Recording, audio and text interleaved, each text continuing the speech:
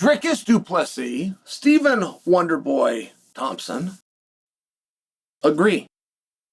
Pereira is going to beat Ankalaev.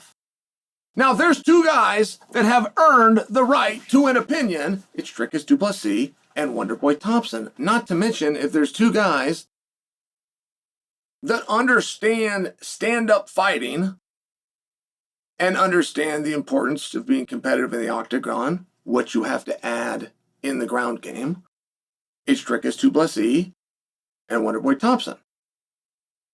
And they've surprised me. That is a surprise to me. I'm not in a debate. I'm not arguing this.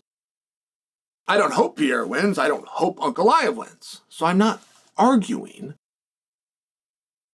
But it's not what the odds makers see. When I watched the first fight,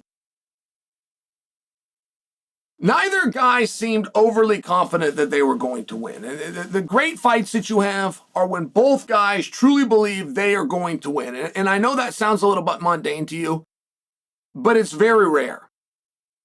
Over 90% of the time, when two guys are walking to the ring, they both know who's going to win, and they don't both think it's them. 90% of the time, when a fight starts, both guys know which of those two guys is going to win. And the really great fights that stand out. We just saw it in boxing. Canelo really thought he was going to beat Terrence. Terrence really thought he was going to beat Canelo. And Pierre wasn't sure he was going to beat Ankalaev, and Ankalaev wasn't sure he was going to beat Pierre. And you can feel that and you can sense that by the lack of promotion. When you do your best to demote a fight, when you're not out talking it, when you're not telling people, come in, sit down, buy a ticket, you're in for a treat.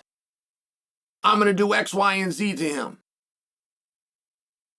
You pretend that's out of sportsmanship. You pretend that that would be poor sportsmanship, and that's just not something that you do because you're a martial artist and you believe in honor and respect. It's just a game. It just means you don't think you're going to win.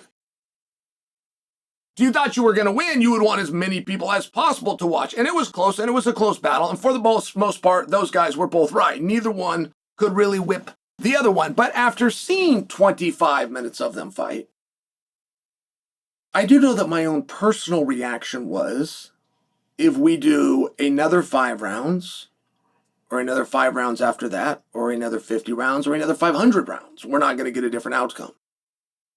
There was nothing within rounds 1 through 5 that would lead a critical analyst to think rounds 6 through 10 were going to be different. There wasn't an injury. There wasn't controversy. There wasn't a referee that stepped in. There wasn't ice that got spilled on the ring. Right? Like of a number of possible directions you could go just for the sake of getting rounds 6 through 10. The closest that we got to any level of controversy was Ankalaev suggesting for us that Alex Pereira was slippery. But he did it with victory, and he did it after victory. And as a matter of fact, he did it with a signed bout agreement, getting ready for this contest 4 days ago. I love to make it part of the storyline. I love to make it something, and when they check him, they're really going to rush him down with the towel. I love to make it something there. But Ankalaev didn't make a thing about it. And not to mention, won. So he's kind of got my hands tied, and I'm wondering, when guys whose offense is striking heavy like Wonderboy, when guys whose offense is striking heavy like Dricus, what is it they saw? What is it they think is going to be different? And I will be the first to admit and concede that once you feel a guy, the mask is now off. Whatever fears or apprehensions that you had, once you compete with a guy, all those fears and apprehensions are gone. He can get in your face and he can talk down to you and he can say things on social media and he can point that finger at you. It doesn't have an effect after you fought him. You learn things. You remember things. They're going to be fighting this weekend, but they could fight 5 years from now. They're still going to be able to recall the things that they learned from that match. And the problem is that goes two ways. This whole I learned something, I got better, I'll do different, I'll do better next time, having felt him, isn't just assigned to the loser. The winner of the contest gains from those same benefits. Ankalaev did not fight the fight that he wanted to. Don't forget that. Ankalaev's plan A went out the window.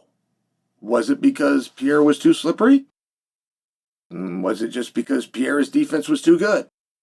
Either way, Ankalaev's plan, and the one that he went to first, was to take Pierre down.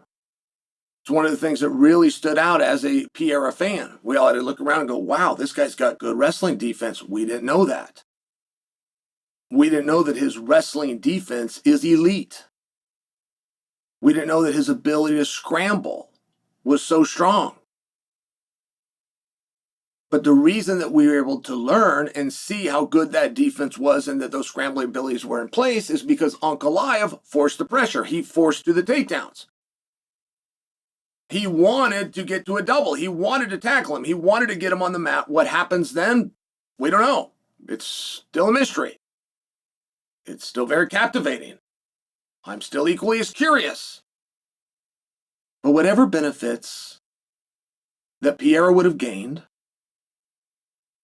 from having felt Ankalaev in rounds 1 through 5, I would be curious from Wonder Boy, from Drickus, from any of you. I would be curious, what about those experiences should lead us to believe we're going to get a different result in round 6 through 10?